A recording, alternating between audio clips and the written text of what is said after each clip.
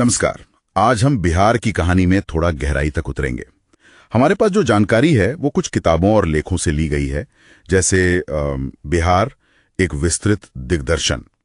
इसमें इतिहास से लेकर आज तक कई पहलू शामिल हैं। तो कोशिश यही रहेगी कि बिहार के इतिहास, भूगोल, संस्कृति और कुछ आप कह सकते हैं दिलचस्प किस्सों पर बात करें। जैसे, क्या आपको पता है भारत का पहला गणराज्य या दुनिया के सबसे पुराने विश्वविद्यालयों में से एक यही था, बिहार में? चलिए शुरू करते हैं। शुरुआत करते हैं बिल्कुल जड़ों से, इतिहास से। बिहार का पुराना नाम था मगध, और यह कोई मामूली जगह नहीं थी। मौर्य, गुप्त, बड़े बड़े साम्राज्य यहीं से चले। सोचिए जरा, चाणक्य यहीं के थे, और शिक्षा, नालंदा, विक्रमशिला, पूरी दुनिया में नाम था इनका। बिल्कुल सही कहा आपने। ये ज्ञान के बहुत बड़े केंद्र थे, और ये धरती सिर्फ साम्राज्यों की नहीं बल्कि दो बहुत बड़े धर्मों के उदय की भी गवाह रही है। बौद्ध धर्म, जैन धर्म। भगवान बुद्ध को ज्ञान यहीं बोध गया में मिला। भगवान महावीर का जन्म भी यहीं हुआ। और अगर मध्यकाल में देखें तो Shershah Suri, grand trunk road वाले, वो भी यहीं सासाराम से थे। हाँ, और फिर 1857 की क्रांति, वीर कुंवर सिंह, उनका नाम कौन भूल सकता है। बिल्कुल। और आधुनिक भारत में भी बिहार पीछे नहीं रहा। महात्मा गांधी का पहला सत्याग्रह, हाँ, जो नील की खेती के खिलाफ था। हाँ, चंपारण सत्याग्रह 1917 में, वो यहीं से शुरू हुआ था। सही। और राज्य के तौर पर, हाँ, इसका गठन कब हुआ? हाँ, वो तारीख है 22 मार्च 1912, जब इसे बंगाल से अलग करके एक नया प्रांत बनाया गया। तो इसका अपना एक आधुनिक इतिहास भी है। इतिहास तो वाकई बहुत मजबूत है। अच्छा, अब जरा यहाँ के भूगोल को देखें। क्षेत्रफल के हिसाब से तो यह देश का 12वां राज्य है, लेकिन आबादी के मामले में काफी घना है। मतलब लोग काफी रहते हैं। और गंगा नदी, वो तो जैसे बिहार की लाइफलाइन है, बीच से होकर बहती है। जी हाँ, गंगा तो मुख्य नदी है, लेकिन एक और नदी है जिसका जिक्र जरूरी है, कोसी। उससे अक्सर बिहार का शोक कहते हैं। हाँ, सुना है। बाढ़ बहुत आती है शायद। बिल्कुल। वो अपना रास्ता बदलने के लिए जानी जाती है, और उससे काफी तबाही होती है।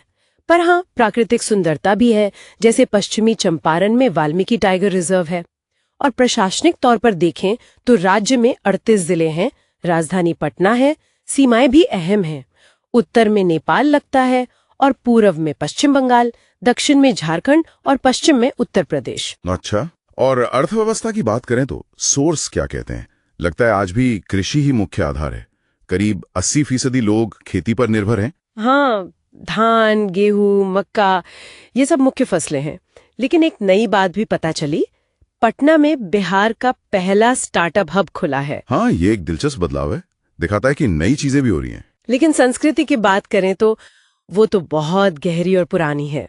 हिंदी राजभाषा है, पर मैथिली का भी बहुत महत्व है। उसे तो संविधान की 8वीं अनुसूची में भी जगह मिली हुई है। हाँ, ये बड़ी बात है। और भोजपुरी, मगई, ये भाषाएं भी खूब बोली जाती हैं। और पर्व त्योहार, छठ पूजा, वो तो बिहार की पहचान है, राजकीय पर्व है। जी हाँ, छठ की धूम तो पूरे देश में सुनाई देती है। और लोक कलाएं भी जिंदा हैं, जैसे झिझिया नाच है, जट जटिन है, और लोक गीतों में सोहर, कजरी, बहुत कुछ है। संस्कृति तो वाकई रंगीन है। अब शिक्षा पर आते हैं। प्राचीन नालंदा की तो बात हुई, आज के दौर में क्या है? पटना में IIT है, NIT है, IIMs जैसे बड़े संस्थान हैं। जी, और नालंदा यूनिवर्सिटी को भी नए सिरे से शुरू किया गया है, जो बहुत अच्छी बात है। और बिहार से निकले लोग, व्यक्तित्व, अरे बहुत लंबी लिस्ट है। देश के पहले राष्ट्रपति डॉक्टर राजेंद्र प्रसाद यहीं से थे।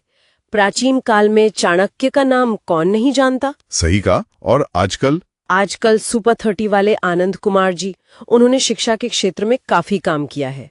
और घूमने की जगह, पटना का गोलघर काफी मशहूर है। बोध गया तो है ही, जहां बुद्ध को ज्ञान मिला। और नालंदा के खंडहर, वो तो अब यूनेस्को वर्ल्ड हेरिटेज साइट है। और पटना साहिब? हाँ बिल्कुल, सिखों के लिए बहुत पवित्र स्थल है। तख्त श्री हरमंदिर जी, पटना साहिब। अच्छा, जाते जाते कुछ एकदम क्विक फैक्ट्स। भारत का पहला गणराज्य वैशाली यही था जी। और राज्य पक्षी गौरैया है, और जलीय जीव गंगा वाली डॉल्फिन। हाँ, गंगा डॉल्फिन। तो ये थी बिहार की एक झलक। इतिहास, भूगोल, संस्कृति, लोग, सबका एक मिला जुला रूप। बिल्कुल, ये जानकारी तो बस एक शुरुआत है। बिहार की कहानी बहुत बड़ी और गहरी है। इसका अतीत जितना शानदार रहा है, उतना ही इसका वर्तमान संभावनाओं और चुनौतियों से भरा है। और यहीं पर एक सवाल मेरे मन में आ रहा है, जो जगह कभी ज्ञान का इतना बड़ा केंद्र थी, नालंदा, विक्रमशिला, आज वहीं शिक्षा और विकास के मामले में कुछ चुनौतियां क्यों दिखती हैं?